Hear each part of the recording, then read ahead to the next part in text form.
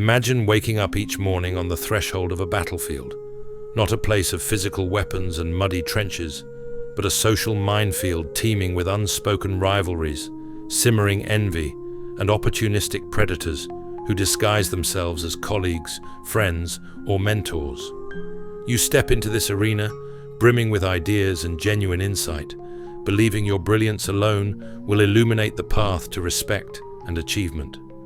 But time and again, you discover the brutal truth. Intelligence, when displayed naively, is a double-edged sword. It can win you admiration for a moment, but it also awakens jealousy and sabotage in those who resent what they cannot match. You might think honesty and transparency are virtues, that society should celebrate competence rather than punish it. Yet look around. How many bright minds have been exiled or marginalized because they dared to speak plainly? How many times have you personally felt that your well-reasoned perspective fell on deaf ears, or worse, earned you silent enemies? The world is not as simple as talent is always rewarded. That myth shatters the moment a cunning colleague rebrands your idea as their own, or a threatened team lead begins quietly undercutting your progress. You quickly learn that your shining intellect can become a neon target on your back. In the modern social ecosystem, it is often the ones who speak softly, who appear harmless, that slip under the radar and claim victory in the long run. So let's cut to the heart of the matter. The art of acting dumb is far from a cheap party trick or a crutch for the insecure. It is a strategic weapon, a subtle camouflage that fools adversaries into complacency. By feigning ignorance, you lull others into revealing their alliances, exposing their hidden agendas, and unwittingly disclosing their vulnerabilities. Meanwhile, you remain unthreatening, free to observe every contradiction and emotional twitch, storing all of it in your mental vault until the perfect moment arrives to make your move. When that day comes, your opponents will be stunned. The same person they dismissed as clueless or unsophisticated will dismantle their defenses and emerge victorious. Still, you might resist. Why pretend to be less than I am, you ask? Isn't that dishonest? Take your doubts to Arthur Schopenhauer, who saw how intellect frequently isolates its owner. The masses crave comfort, not clarity, and they recoil from those who reveal harsh truths. Schopenhauer recognized that intelligence can be a curse if wielded too openly, for it becomes a mirror that forces others to confront their own deficiencies.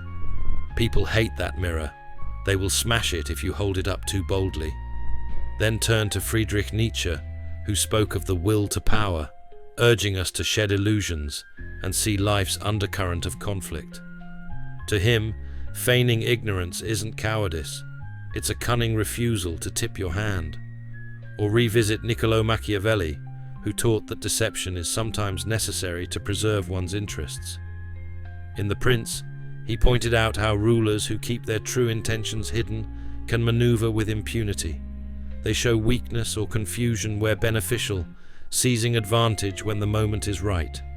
These thinkers would all applaud the notion that your unfiltered brilliance might be a liability if it provokes envy and invites collective sabotage. On the surface, modern culture boasts that it prizes intelligence.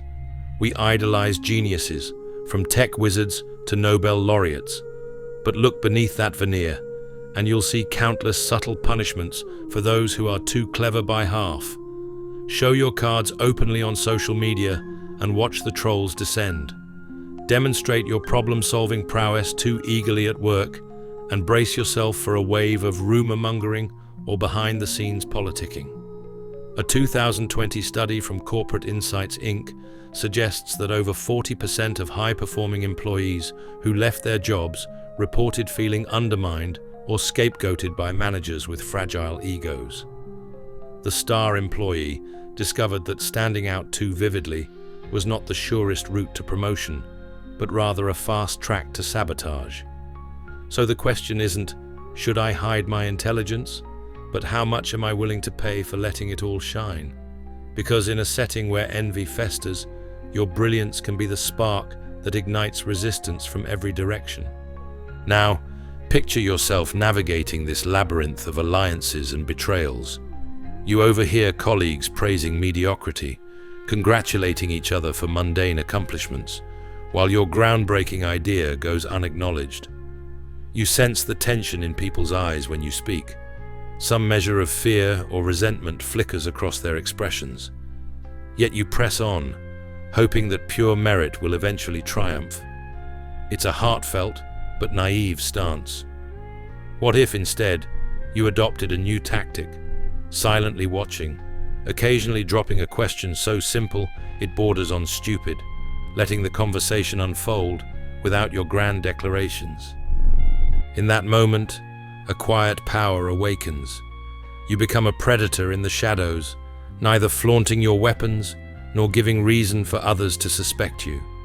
You see how each person jockeys for status, how certain players spin half-truths to bolster their position. You hold your tongue, feigning confusion. They relax, confident that you're not the threat. Yet in your mind, you're cataloguing every reveal, every hypocrisy. You're the Trojan horse that stands at the city gates, unassuming and seemingly harmless. By the time your adversaries realize their error, it's too late. The fortress is yours. This idea might make your stomach twist, especially if you believe in honest self-expression. But ask yourself, how many times have I been burned by showing my hand too soon? Think of that promotion you didn't get because the boss felt threatened, that group project where a teammate rebranded your idea, that social circle that began to exclude you once they sensed you were out of their league. If you can count multiple instances, you've paid the price for letting your intelligence run free in a climate that resents or fears it.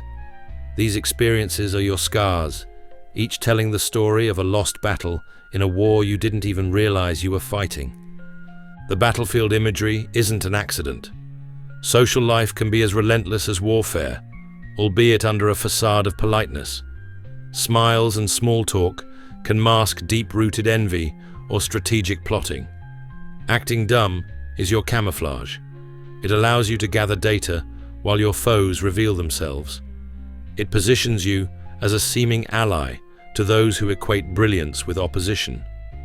By the time you opt to strike, whether that's unveiling your grand solution at the perfect juncture or outmaneuvering a rival in a negotiation, you do so from a position of unassailable strength.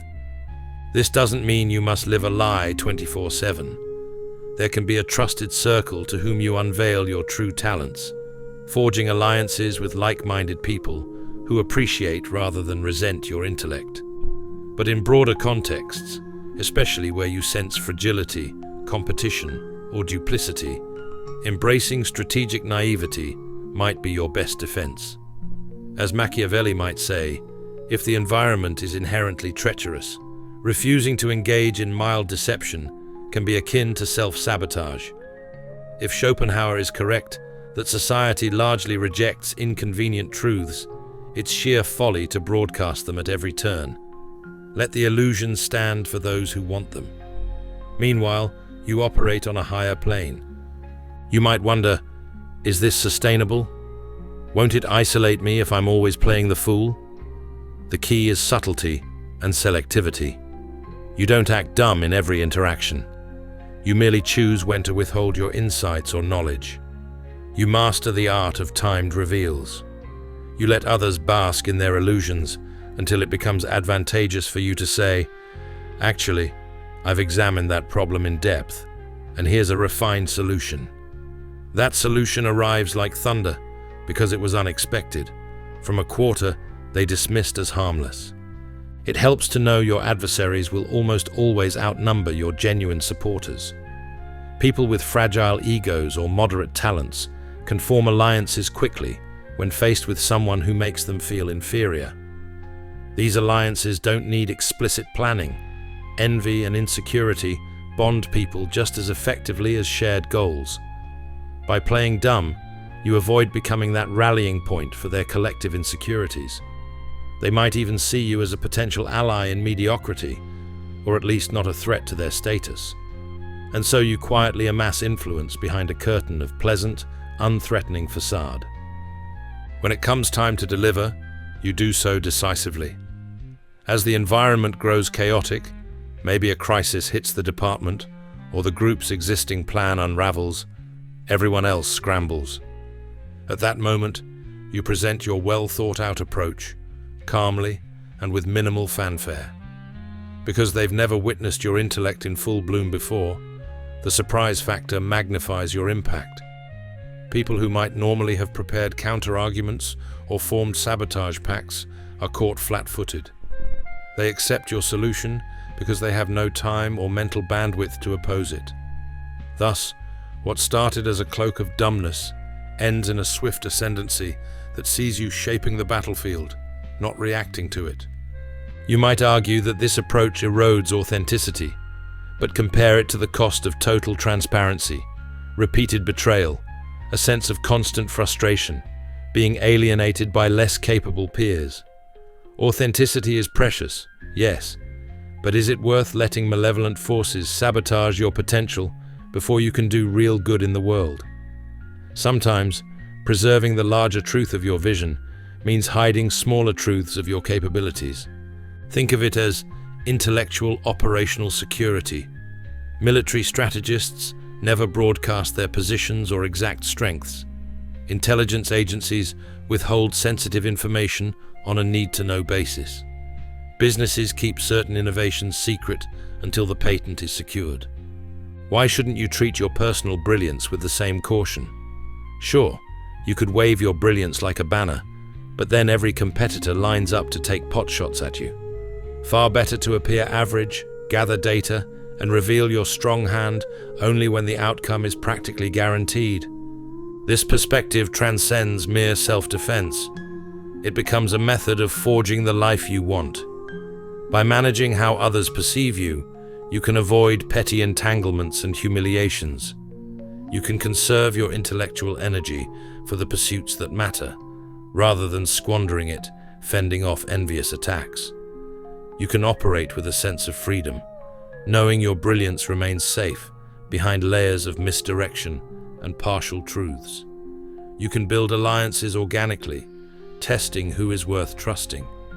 And when you find those you can truly rely on, you can share your full, unfiltered mind with them, forging deep, authentic relationships that stand beyond the pettiness of everyday competition. Yet, this is not a path for the faint-hearted. It demands discipline, patience, and a willingness to let others bask in small victories or remain ignorant of your true nature. It might chafe your pride, especially if you relish open recognition. You have to forgo the immediate gratification of impressing people in casual settings. Instead, you trade that short-lived glow for a more substantial, long-term advantage. Influence that is resilient, alliances that are genuine, and an ability to see the battlefield as it is, not as you wish it to be. So consider, when was the last time you really let your guard down and the vultures moved in to pick your bones? How many times has your eagerness to prove yourself ended in disappointment, betrayal, or resentment from those who felt overshadowed? If these stings are familiar, the message is clear. Intelligence without stealth is a target. Knowledge without strategic timing is a liability. The art of acting dumb stands between you and a world eager to punish those who don't play the game. Your next step is to decide if you will remain naive, holding on to the belief that open competence will one day be recognized and rewarded by everyone. You can keep showing your brilliance to any passing onlooker, hoping sincerity triumphs. Or you can adopt a more subtle stance, fine-tuning the mask of ignorance, letting others reveal themselves, and offering your real thoughts only when it secures a definitive win. By choosing the latter, you align yourself with the Machiavellis, the Schopenhauers, the Nietzsches of the world, who understood that truth alone doesn't rule, perception does. You learn that controlling how others perceive your capabilities is a form of power in itself. This is your moment of reckoning, Remain the shining genius who keeps getting ambushed by mediocrity, or transform into the silent strategist who sidesteps hostility. If you dare to embrace the second path, start small. In your next conversation, hold back an insight that you'd normally blurt out. Let the other person revel in their partial understanding. Take mental notes of every expression, every sign of envy or relief. Then quietly prepare a more comprehensive solution in private.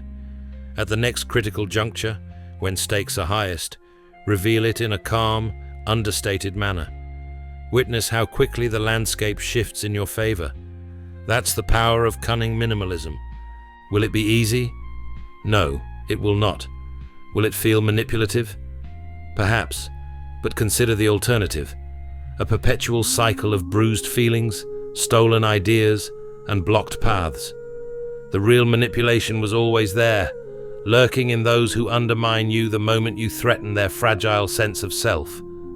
You're simply opting to protect yourself from that dynamic and harness your intellect with greater precision.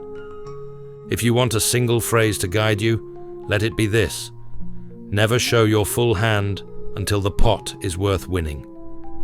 That's the essence of playing dumb to your strategic advantage. You disguise your best cards, your knowledge, your clarity, until the table is set and the other players are fully invested. Then you reveal just enough to secure the outcome you desire. Meanwhile, those who spent the entire game bragging or pushing you around have no clue what hit them. Now, ask yourself one final question. Do I want to keep repeating my old mistakes, openly flaunting my intellect and hoping for a fair fight? Or am I ready to take control by mastering this subtle art of camouflage? The battlefield is set, the pieces in motion. If you accept the mask of feigned simplicity, you'll walk among predators without rousing their violence, collecting every bit of intel they unwittingly offer. If you reject this path and insist on brandishing your brilliance every chance you get, be prepared to suffer the crossfire of envy and sabotage once more. The choice is yours. But understand this: if you choose the quiet road, the cunning road, you don't sacrifice authenticity. You simply reserve it for those who deserve to see it. You shield it from the vultures who'd peck it to pieces out of jealousy. You become, at last, the master of your own narrative, the subtle orchestrator of outcomes in a world that thrives on illusions. Don't remain naive. Don't keep stepping onto social landmines for the sake of your ego. Embrace the power of acting dumb and see how quickly the illusions of your rivals crumble when they discover, too late, that they gravely underestimated you.